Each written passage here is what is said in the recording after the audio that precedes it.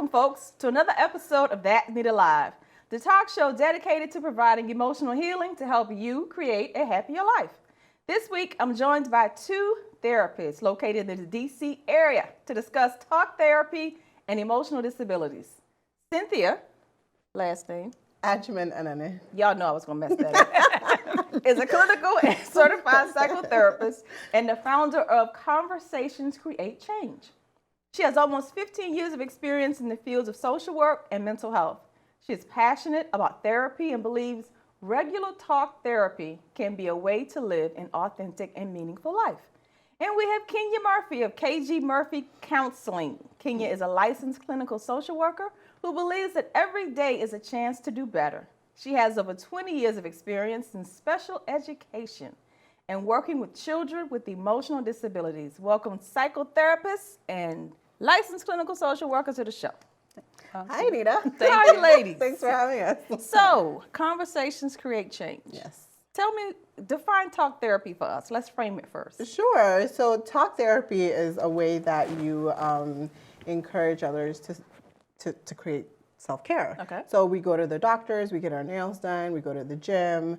I think for me, it was important to encourage people, right, to add talk therapy as a way to increase their self-care. So you go to the therapist, you talk about what's going on in your life, current, past, anything that's going on. I want to encourage people to just come and talk, right? The whole idea of talk all about it. So when people talk to their good girlfriends, is that talk therapy? So no, it's not talk therapy because the skills that I bring into the therapy session is very, very different from what a girlfriend may bring, right? They have different very much perspectives, so. But we definitely have the training, the professional background to delve into issues, to take you into places that a girlfriend may not be necessarily ready to do. And it's that. unbiased. I think at the end of the day, when you're meeting with your girlfriends, we all have our biases.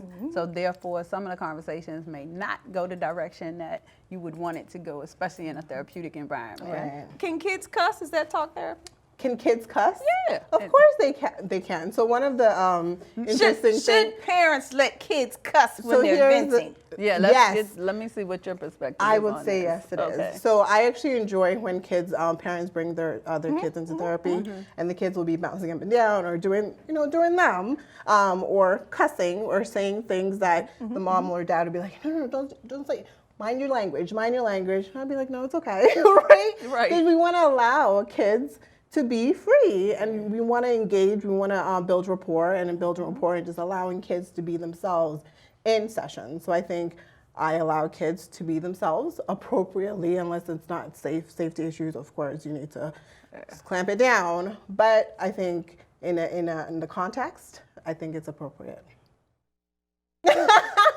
Now she has teenagers, and that might be different. So my perspective is, we know that kids are products of their environment. So if a child is in session cursing and mom or dad is looking like, shh, don't say that, I don't know where they picked that up from, I'm then going to reframe and go back to the parent. So where are they? Is there an adult in the home that curse? Because we can't expect them not to do what they're around 24/7. However, there's a time and place for everything. So from my perspective, cursing is not appropriate.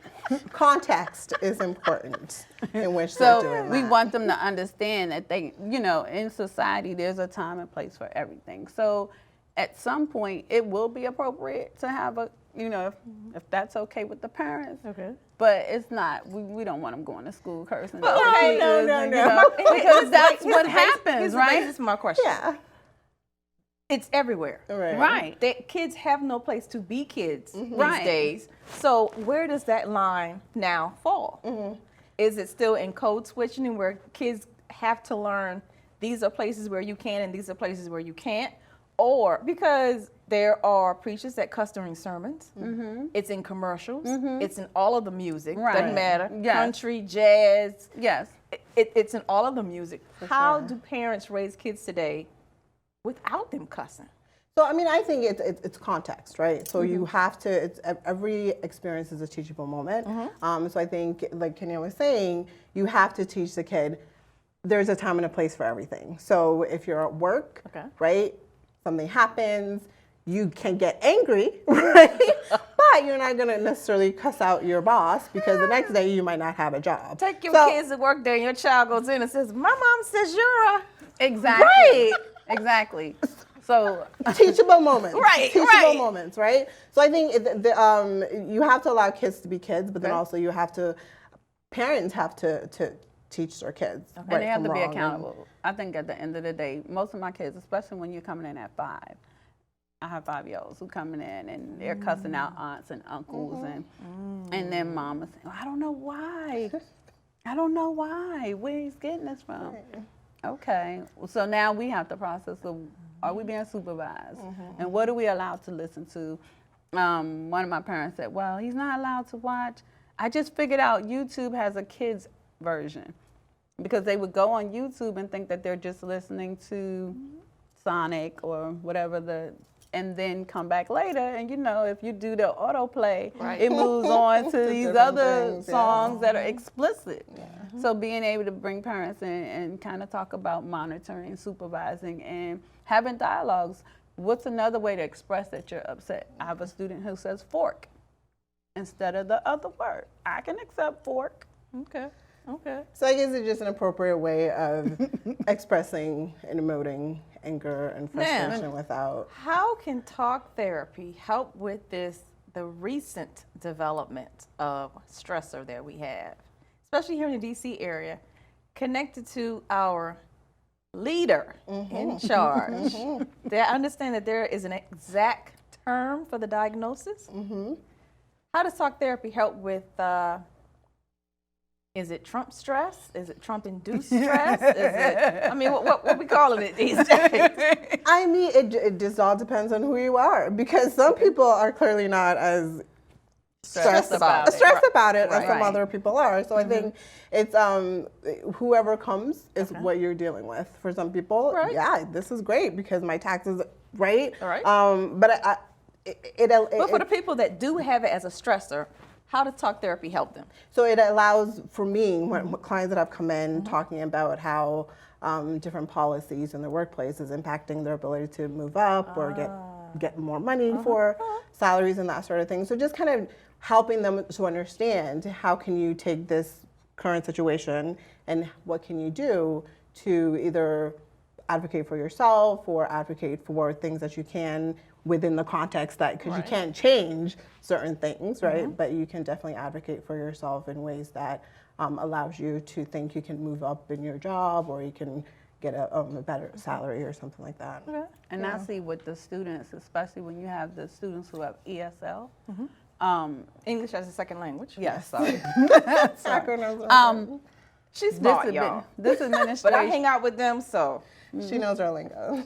This administration has brought a lot of stress in the students. You see a lot more students are concerned about whether or not they're going to be deported or whether or not a family member has recently been deported. So close to home, my daughter has a best friend who was born here, has been educated here. The whole life, the family's kind of been working towards this one to go off to college, but her parents are not documented. So now everything that they worked so hard towards could fall apart at any point. So talk therapy is key in let's come up with a plan, and not to go into the next guest, but being able to kind of come up with safety plans. What's going to be a plan if something like this does happen?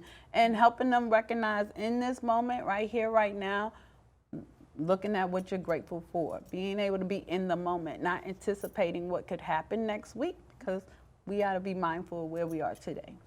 I think part two, some clients come in and they do want to talk about the stressors of what's going on with Trump and Trumpism and all the stuff that goes on with him. But I think for us is just allowing them a place to vent and process through, a safe place to vent and process through some of the stressors that are going on. Because I mean, at the end, we feel it too, but we can't necessarily, emote it. But we can definitely be available and allow talk therapy to be a place where you can come and just vent through. So all the things what made that you are go going into the therapy? You know what? I think for me, I remember in 3rd or 4th grade, I remember one of my teachers. as she was telling me about, I know, so wrong, right? Was sharing about me something that happened to them and him and his wife, right? And I specifically remember that moment. I'm like, wow, if my teacher was talking to me about something that was going on in his life, maybe I do have something going on. So I don't know, maybe I've always been a good listener. But no, I enjoy talking. I enjoy helping people. I actually wanted to be a lawyer, but I felt like I could have more of an impact on a one-to-one. So when you got to college, what was your first major? Political science. Political science. How did you switch? I switched because of just that whole idea of I felt like I could make more of an impact on one-on-one. Drawn more to purpose. Yeah, for sure. My first major was business. I was going to be an accountant. Oh. Not by choice, but by circumstance, because growing up in New York, I'm from the Bronx. Growing up in New York, I understood money made a difference. You know what I mean? Although I was the niece, the cousin that everybody came to and talk about their issues. It was so bad that I had an aunt who used to come to me and say, "You need to get her together." That's your child, right? So when I went off to college, it was more about, okay, how can I make money? And so I wanted to be an accountant. Didn't really like the classes as I was going through them. And I took one psychology class, and that kind of just opened the door. I was like, oh, this is more me. This is me. This is me. I get A's in these. Okay, yes. That helps too, right? You know, economics, I'm like cutting by, a C, but this sounds like me. So that's kind of what, and it was funny because when I said I wanted to be a social worker, I wanted to major. Everybody was like, "You gonna do income maintenance? You gonna give out Medicaid? You gonna do welfare?" And I was like, "No, there's so much more to this profession." For sure. So I was pretty much the person who explained to everybody else what social workers were capable of. Okay. And with that, we'll be right back with the psychotherapist and the licensed clinical social workers to learn more about how they can help make your life happier. And we're back with the psychotherapist and the licensed clinical social worker. We covered a few hot topics in the first segment, so we'll kick off the second segment with access. Okay. For instance, I know, Kenya, you're in the schools, right? Yes. With emotionally disturbed kids. Yes. How do kids get identified to even get to you in the schools? In order to get to my school, which is a level 5, you have had to bomb out pretty much schools, every school placement. So by the time kids get to me, they've been kicked out of every other school. So now, whether they're in DC or Calvert County, their county is paying for them to attend a school like mine. Really? They have an level IEP. 5. So yes, it's a level 5 placement. They have an IEP that says they have to get counseling in order to be successful in school. So the school setting is pretty much, when you get to me, you pretty much have no chance of returning until you show that there's some success here. Wow. And so before that, I used to work at a regular public school, and so we were based within the school. And the same thing, kids are not necessarily, they have ED, but it's more of the lower spectrum. Okay. So they're on like the tier 3 with behavior, academic issues. And so they do either weekly sessions with a therapist, working on attention issues, focus issues, other trauma issues. Right. So if they didn't make it in her, they didn't make it to my if program. they didn't make it in level 3, then they go to the next school, and then they go to a level 5. And if they can't make it at my school, then you end up in residential or criminal justice systems. Yeah. So what are some of the, good grief, it's because your services are applied so late in the process. What are some of the signs, symptoms, what are some of the things that parents can identify early on? Right, early on. So one of the things that I think parents are remiss at is the little Johnny who's so cute at 5 years old, who's running around rambunctious, knocking stuff over, kicking people, biting people, cursing out people. But he's so cute. He's so cute. Right. It's not so cute. So Johnny gets to do this maybe in kindergarten. He might make it to 1st grade. Then he gets to 2nd grade. Teacher no longer has the patience for Johnny. who's running around the hallways, who's And cussing they no out. longer have teachers' assistants, so now the teacher is in the class usually by themselves. So they can't handle Johnny. Right. Yeah. And And so the older they get, the more structure there is to the classroom. Exactly. And the more academic challenges that. And so because Johnny's been running around, he's been missing the lessons. So by the time the work gets a little more strenuous, the behavior accelerates because now I don't know the stuff that I should have learned in kindergarten, first grade, because I've been out of the classroom, or I've been in a timeout, or I've been absent. So I'm not getting the academics that I need, so it's twofold. So now I'm a behavior problem because academically I don't understand the information. So how can a parent tell, like a terrible 2 from a child with ED? A terrible 2 is gonna continue, at some point no longer be a terrible 2, right? A terrible 2 is supposed to be a stage. Developmentally, we expect that a 2-year-old is gonna say no. They're gonna have a tantrum. They're not gonna wanna eat broccoli, you know? But then when we're 3 and 4 and we're still throwing tantrums, and we're not able to pull ourselves back together after a nap or being sent to a room for a little while, then we're no longer a terrible 2. Now And it's happening consistently at home, at school, at church, at the grocery store. You have parents who won't go out because they're embarrassed because they can't. Probably right where you pitched that tent is where Aunt Anita is going to have the circus. You pull up. What? Okay, so let's access. But, okay, go ahead. How do the parents, let's say I have realized that my now 3-year-old, 4-year-old, still not in school, has some issues. I'm not quite sure what it is, but I want help figuring out what that is. What are some of the ways they can access services? So I know in DC they have early stages where they can do assessments, behavioral, academic assessments. So parents actually have to go out and seek out the services if they're not attached to a school, or you can talk to your pediatrician. Obviously, would be the first. Your first, I would think your first gateway is your pediatrician. And then from the pediatrician, like in Prince George's County, they have something called Child Find. You can go through Child Find and help you find services or providers that may be able to work with the type of behavior that we're talking about. And I think in DC they have the early stages program. So the depending on where you are. Right. So pediatrician is first. Then you have parents who are astute.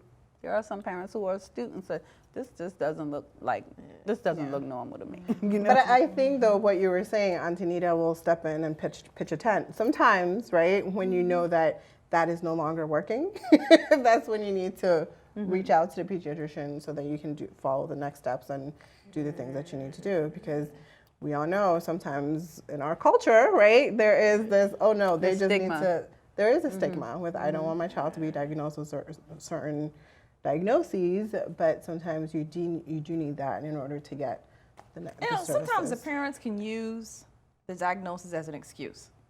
Because I know a child that is autistic, and she punches her mother, she slaps her mother, and the mother says, oh, you know, she's autistic, I can't discipline her. I said, well, I play with her all the time, she's never hit me. And then one day we were at her grandmother's house, her mom's mother. And I said, Grandma, may I ask you a question? She said, sure, baby, what? I said, has a grandbaby ever punched you? And she looked at me like I should slap you for even asking. I wish that child would hit me. So sometimes the parent takes on. But that's what we talked about earlier. Remember I said being able to go back and look at the parent and kind of challenge what are you doing? You know what I mean? What are the systems that you have in place? Is there structure at home with you? Are you letting them run around and do whatever? And then you send them to school and hope that the teachers and the staff at school can control it. I don't know, she'll figure it out. But this is also where like talk therapy can come in to kind of support the because it is a transition, right? Once you get the diagnoses, you don't know what to do, you don't know how to deal with it. So I think talking to someone outside of the home does help to explain this is what you need to look out for. This is how you deal with a child with autism or a child with ADHD. There are techniques that you can use so that your child is not every autistic child is going to be the same. Exactly. And so just kind of teaching you that difference is helpful. What is the toughest case that you've dealt with so far? I think for me, it's a 5th grader last year, and I think it was difficult because you could have seen how her experiences would have been different if she would have received the supports and services earlier, right? And so kind of seeing how she's now transitioning into middle school and she's still not ready academically, behaviorally, she's just not ready. And so I think that for me as a mother, because I have a 2.5-year-old and a 6-year-old, and knowing how involved I am, I think when we do this work, we have different lenses, right? Yeah. And so I think for me that most recently that's been really difficult, just seeing that I wish she would have had the supports earlier. The father and mother would have had the supports earlier to kind of make the difference. I'm thinking, because you know, in the moment, it's who I'm working with right now. You know what I mean? I'm thinking of a kid that I'm working with right now who has a severe trauma history, whose parents, mom was drug addicted, pretty much abandoned him. Dad is moderately delayed, and this kid is bounced from foster home to foster home, and in between that time had some sexual trauma. So I'm getting him now and trying to break through all of the stigmas, all of the secrets that he's been taught to kind of get to, just so we can get him to sit in the classroom and actually learn. And this is a physically aggressive kid as well. So teaching the people who interact with him not to go hands-on, but to try and give him an opportunity to create, you know, signals, words that he can respond to help him de-escalate so that we can get to what's really going on. Okay, so I didn't do this in the beginning, but can you give us a framework? Tell us what ED is. Oh, so ED stands for emotional disability. And in order to receive an emotional disability, you have to have something in the DSM-5 that would suggest that you just have, no, that's all way. You're unable to regulate your emotions. Okay. So your mood may, so you may have just mood dysregulation. Sorry. Go ahead, finish it. Go ahead. So mood dysregulation. The interview was originally booked for Cynthia, right? Right. And then I brought in my partner. Like, oh, I don't think I can do it by myself. Can I bring somebody? Now she's not letting her finish her sentences. See how folk do you? See how folk do?